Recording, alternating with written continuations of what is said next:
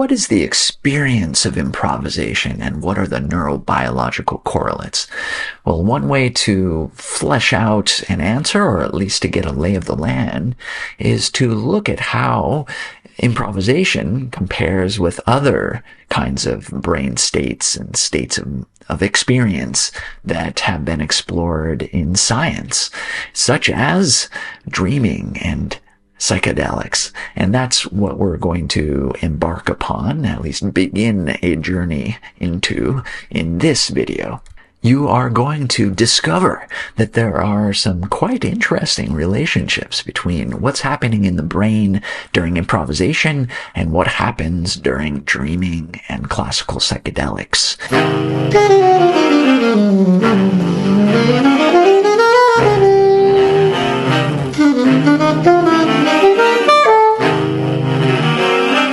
The neuroscience of improvisation has focused on creativity to date, improvisation being this quintessential example of creative behavior.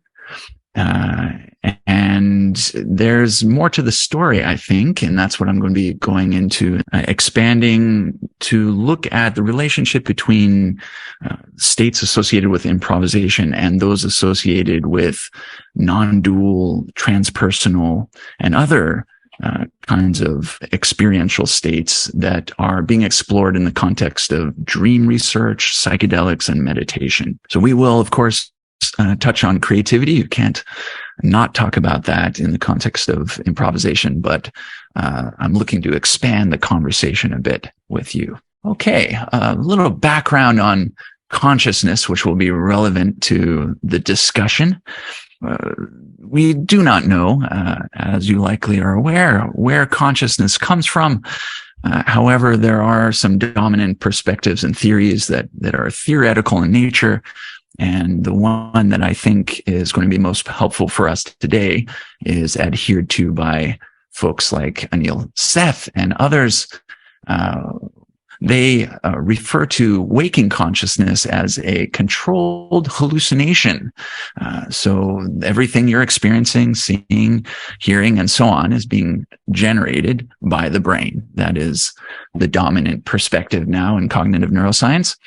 This modern neuroscience perspective echoes age-old insights from the Buddhist tradition. For example, Tenzin Wangyal Rinpoche writes that normally a dream is thought to be unreal, as opposed to real, quote-unquote, waking life. But waking life, too, is dreamlike. We spend most of our waking time in the dreams of the moving mind. Or more succinctly, he writes, waking life is also a dream. And based on this, all contents of consciousness are the interaction of expectations, building upon what you know from the past, and sensation. So the five senses plus interoception, which is awareness of internal states, and proprioception, which is awareness of your movement. So your waking consciousness is, according to this perspective, essentially a hallucination that is the meeting of your expectations for the world, your predictions, and a filtering through based upon incoming sensory input. Now, of course, this changes a little bit in the context of dreaming, psychedelics, and other such states.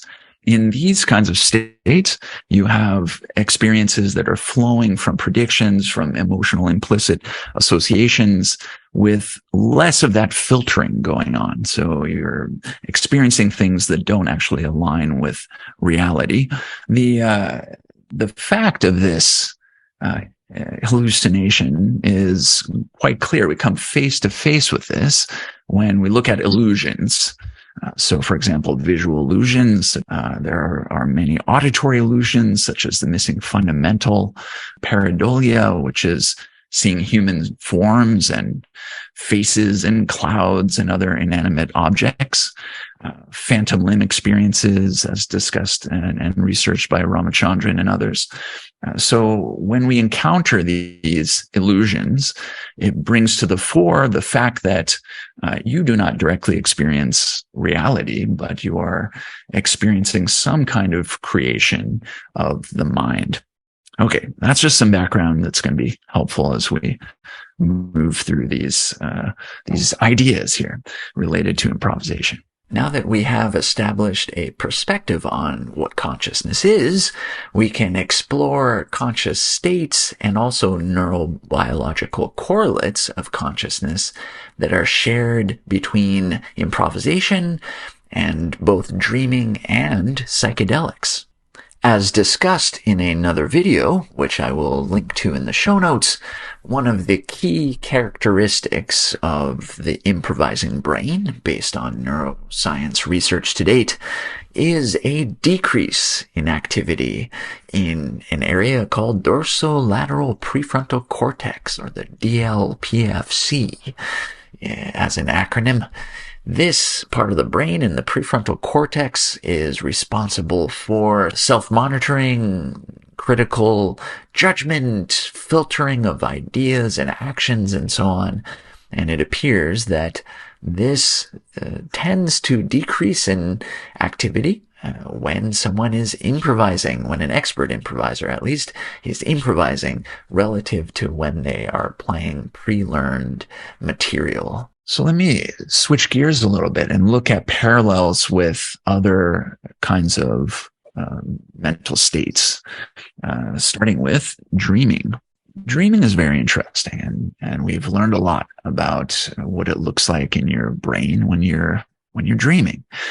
So it turns out that the brain activity patterns associated with dreaming are very similar to your waking state.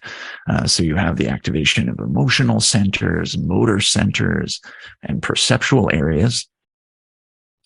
But interestingly, and related to what we just saw in the neuroscience of improvisation, is that one of the characteristic changes that is indicative of a dreaming state is the decrease in activity in the dorsolateral prefrontal cortex, this area that's involved in filtering your experience. And this may be an interesting correlate with improvisation. So Kahneman put it nicely when talking about dreaming states, when he said, there is a more fluid and flexible cognitive processing during REMS, that is rapid eye movement sleep, compared to non-rapid eye movement sleep and waking state. So this fluid and flexible cognitive processing at least aligns with the phenomenology, that is the experience of improvising in a satisfying way, at least.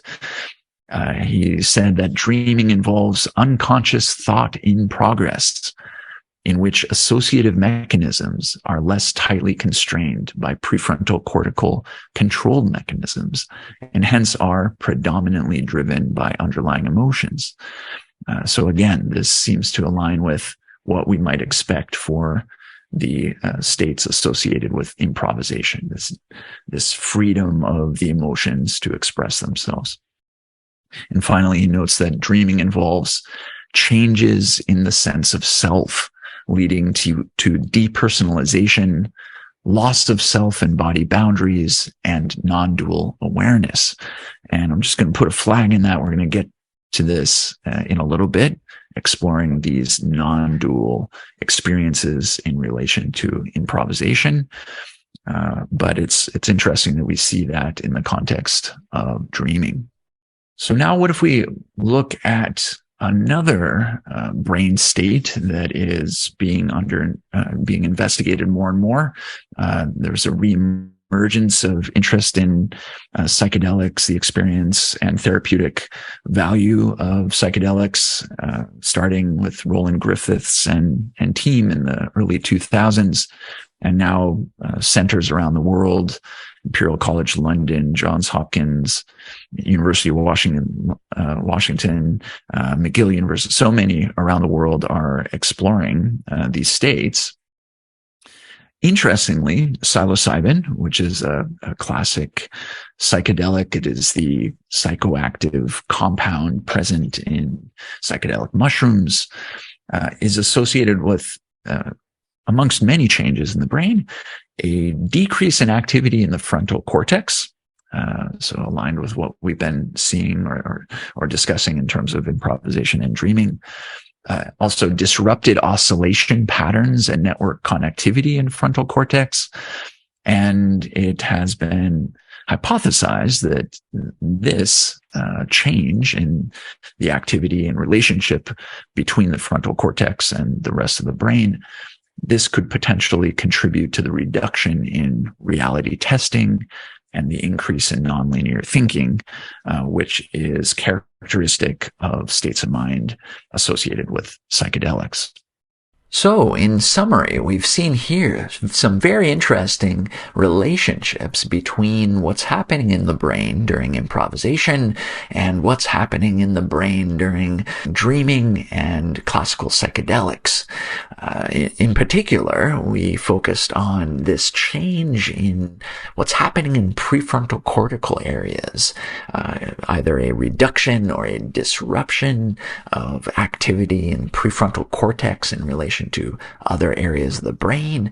Researchers hypothesize that this change in activity pattern in the prefrontal cortex may account for the phenomenological changes that occur during dreaming and under the influence of psychedelics, such as a decrease in reality testing and also freedom of emotional associations, the expression of these kinds of experiences certainly are associated with improvisation as well. So it makes sense that we'd see this relationship. Going forward, we are going to explore further what's happening in the brain during improvisation in relation to these other kinds of experiences, dreaming and psychedelics, and also look at relationships in terms of the phenomenology, the experience of these states. How does the experience of improvisation overlap